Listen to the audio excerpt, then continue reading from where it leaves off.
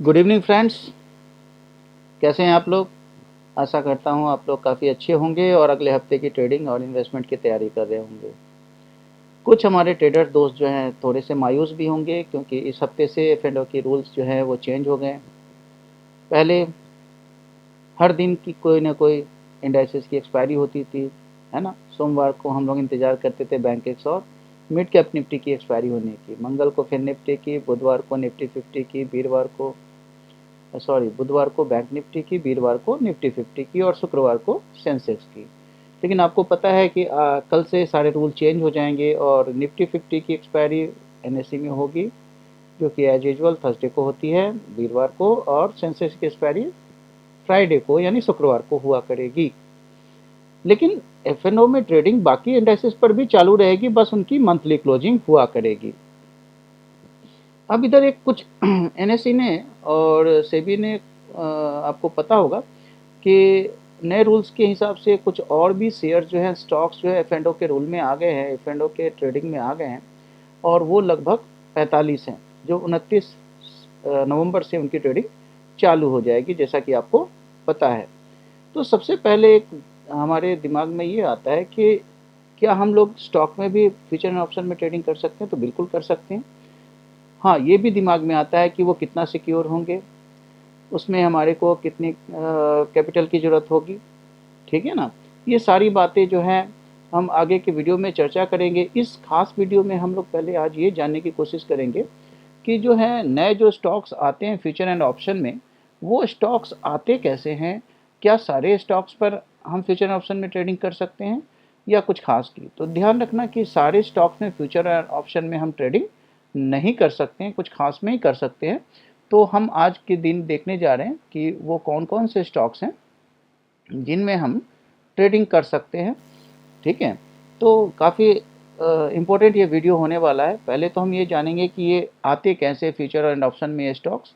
तो नए स्टॉक के फ्यूचर एंड ऑप्शन ट्रेडिंग के लिए जो नेशनल स्टॉक एक्सचेंज में अनुमोदन प्राप्त करने की प्रक्रिया जो 2023 तक की जानकारी अवेलेबल है, उसके आधार पर मैं बताने जा रहा हूँ, जिसमें एनएससी बीएससी और सेबी द्वारा कुछ गाइडलाइन दिए गए जिनको पालन करने वाली कंपनियों को एफ में ट्रेडिंग के लिए उनको अनुमति दी जाती है, ठीक है।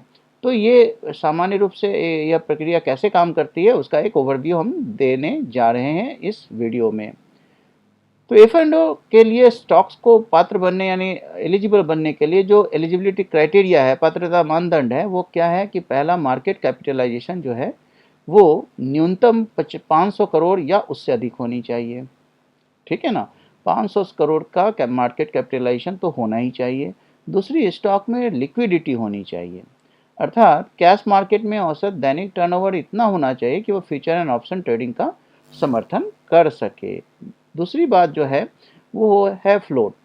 स्टॉक जिनका फ्री फ्लोट मार्केट कैपिटलाइजेशन अधिक होता है उन्हें प्राथमिकता दी जाती है एफ में ट्रेड करने के लिए, क्योंकि ये अधिक ज़्यादा, ये जो होते हैं जिनका फ्री फ्लोट मार्केट कैपिटलाइजेशन होता है वो ज़्यादा लिक्विड स्टॉक माने जाते हैं, तो उनको अनुमति दी जाती है एफ में ट्रेड करने के लिए।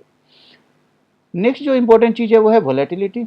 स्टॉक को कुछ निश्चित उतार चढ़ाव के मानकों को पूरा करना चाहिए। यदि कोई स्टॉक अत्यधिक उतार चढ़ाव वाला है तो वह एफ के खंड के लिए योग्य नहीं हो सकता, है ना। तो दोनों चीज़ें हैं, वॉलेटिलिटी जो है बहुत कम भी नहीं होना चाहिए और वॉलेटिलिटी बहुत ज़्यादा भी नहीं होना चाहिए, है ना। नेक्स्ट जो इंपॉर्टेंट पॉइंट है वो है कॉर्पोरेट गवर्नेंस। कंपनी को सेबी और एक्सचेंज के सभी नियमों का पालन करना चाहिए और उसकी वित्तीय स्थिति स्टेबल और हेल्दी होनी चाहिए, स्थिर और स्वस्थ होनी चाहिए। और सबसे बड़ी चीज़ कि ट्रैक रिकॉर्ड उसका अच्छा होना चाहिए। कंपनियां जो हैं, जो लिस्टेड हैं और जिन पर एफ के ट्रेड की परमिशन दी गई है, उन कंपनियों में व्यापार संचालन के मामले में कम से कम 3 वर्षों का ट्रैक रिकॉर्ड बढ़िया होना चाहिए। तो ये हुआ पहली चीज़ एलिजिबिलिटी क्राइटेरिया के बारे में। दूसरी जो चीज़ है वो है कि प्रोसेस, यानी एनएसई को एफ में शामिल करने के लिए सबसे पहले आवेदन करना पड़ता है। जब कोई स्टॉक जो ऊपर लिखे पात्रता मानदंडों को, एलिजिबिलिटी क्राइटेरिया को पूरा करता है, तो एक्सचेंज उस स्टॉक को एफ में शामिल करने पर विचार कर सकता है।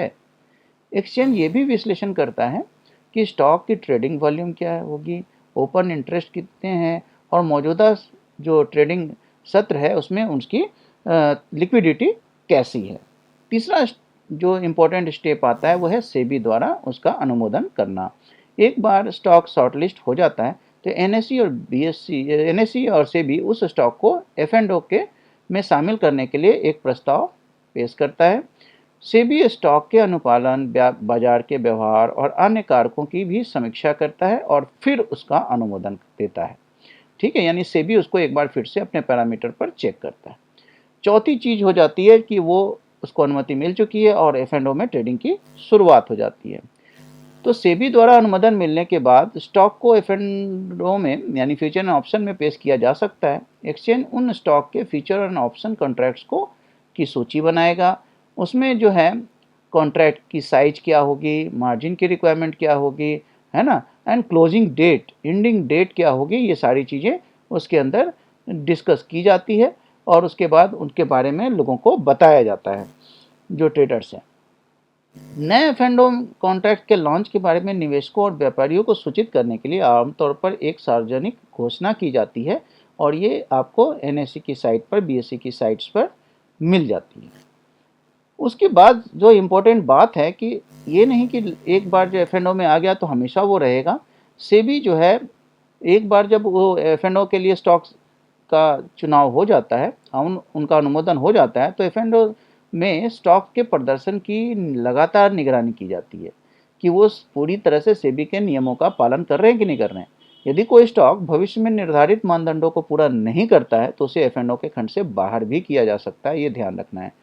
तो हालिया उदाहरण हम देखें तो जोमेटो है, अदानी ग्रुप की कंपनियां हैं, टाटा टेक्नोलॉजी है, इसको ट्रेडिंग के एफ&ओ सेक्टर में उनको अनुमोदित किया गया है। उनको सारे पैरामीटर पर चेक करने के बाद उनको अनुमति दी गई है ना, कि उसमें ट्रेड हो सकता है फ्यूचर एंड ऑप्शन में। अब आते हैं नए एफ&ओ ट्रेडिंग स्टॉक की सूची और अन्य जानकारी के लिए आप एनएसई की आधिकारिक वेबसाइट या वित्तीय समाचार अपडेट्स पर जा सकते हैं, न्यूज़ के साइट्स पर भी जा सकते हैं, क्योंकि एनएसई नियमित रूप से इन कॉन्ट्रैक्ट्स की घोषणा करता रहता है। अब जो 45 स्टॉक जो 29 नवंबर से आने वाले हैं उसमें हम जान लेंगे कौन कौन से सेक्टर में कौन इंपॉर्टेंट कंपनियां हैं। तो फाइनेंशियल सर्विसेज में जियो फाइनेंशियल सर्विसेज आने वाली है, एलआईसी, पेटीएम, पॉलिसी बाजार, एंजल वन और यस बैंक। ये कंपनियां जो हैं फ्यूचर एंड ऑप्शन सेगमेंट में आने वाली हैं एफ&ओ की ट्रेडिंग के लिए। एनर्जी एंड इंफ्रास्ट्रक्चर में अदानी ग्रीन एनर्जी है, अदानी टोटल गैस है, एनएचपीसी है, ऑयल इंडिया है, आईआरबी इंफ्रास्ट्रक्चर डेवलपर्स है और जेएसडब्ल्यू एनर्जी आने वाले हैं। कंज्यूमर एंड रिटेल सेक्टर में एवेन्यू सुपरमार्ट है, जिसको डीमार्ट भी कहते हैं हम लोग, वरुण बेवरेजेज, आपको पता ही है कि ये बहुत बड़ी कंपनी बन चुकी है। ठीक है, नायका है, जोमेटो है, कल्याण ज्वेलर्स है। टेक्नोलॉजी और इंडस्ट्रियल सेक्टर में टाटा एलेक्सी है, केपीआईटी टेक्नोलॉजी है, साइएंट है, सीजी पावर है और इंडस्ट्रियल सॉल्यूशंस हैं। तो ये सारे स्टॉक्स जो है एफ&ओ की ट्रेडिंग में जुड़ जाएंगे 29 नवंबर से। तो आप इनमें भी अच्छे से आराम से ट्रेडिंग कर सकते हैं। ठीक है, लेकिन किसी भी स्टॉक्स के फ्यूचर ऑप्शन में ट्रेडिंग करने से पहले आपको पूरी तहकीकात करनी चाहिए, उसके बारे में जानकारी लेना है। ठीक है, सारे न्यूज़ फ्लो की जानकारी लेनी है ना, quarter on quarter, year on year कैसी कंपनी परफॉर्मेंस दे रही है, उसके बेसिस पर फ्यूचर में क्या हो सकता है, पूरी जानकारी लेने के बाद ही आप ट्रेड करें। ठीक है ना, ये जो वीडियो मैं बना रहा हूँ ये प्योरली एजुकेशनल पर्पज़ के लिए है ना। तो ये ध्यान रखना है। ये आगे आने वाले वीडियोज़ में हम कुछ और भी एफ&ओ स्टॉक्स हैं उनके बारे में हम लोग एनालिसिस करने की कोशिश करेंगे। अगर आज का ये वीडियो आपको अच्छा लगा हो तो लाइक करें, शेयर एंड सब्सक्राइब भी ज़रूर करें, है ना, और बेल आइकन पर क्लिक भी करें ताकि आपको सारे नोटिफिकेशन सही समय पर मिलते रहें। ठीक है, और बाकी ऑफलाइन क्लासेस भी दी जाती है दिल्ली में। अगर आपको ये क्लासेस लेनी है तो आप कमेंट सेक्शन में जा कर के उसके लिए आप रिक्वेस्ट कर सकते हैं। बाकी इन्फॉर्मेशन जो है हमारी टीम आपको सारी इन्फॉर्मेशन प्रोवाइड करेगी। ठीक है, तो आज के वीडियो में बस इतना ही, मिलते हैं अगले वीडियो में। Thank you for watching my video. Goodbye and happy trading.